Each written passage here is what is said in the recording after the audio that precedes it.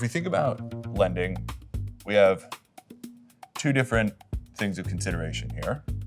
We have our supply, which I'll label as S. We have our collateral, which I'll label as C.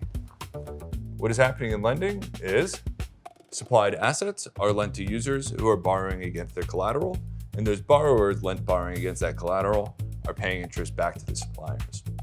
Within DeFi, we have two primary models here. This will be a pooled model, which is similar to an Aave or a compound, where collateral assets are also lent out.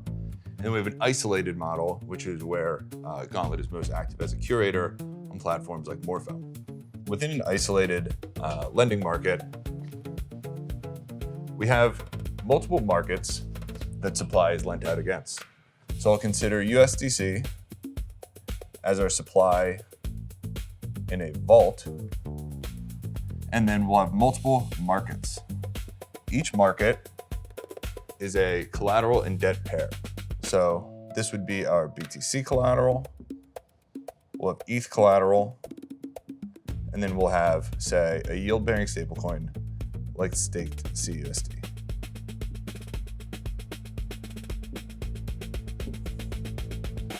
What Gauntlet as a curator is doing on a Morpho vault is allocating USDC from this supply to these different collateral markets. And how these allocation decisions are made is always based on liquidity of the position. When we allocate to a position, we want to have a high degree of confidence that we'll be able to receive that USDC as well as the accrued interest. While most borrowed assets are repaid by users repaying their debt, the other route for positions to be repaid is going to be through liquidations. And a lot of the risk management that we are doing is always monitoring the liquidation health. Liquidation health is influenced by a multitude of factors, but in general, let's consider a price chart here. And we'll consider a price chart in a drawdown scenario where a collateral price is dropping. We'll have two lines of consideration here.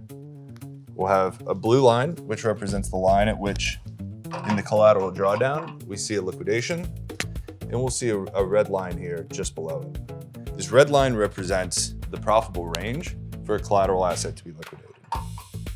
What we are always managing and looking into is based on a drawdown, if a position is liquidated, will that liquidation always remain profitable? Essentially, will the price remain within this range where both blue line and red line are constantly moving up and down? And this is what we're monitoring in the space.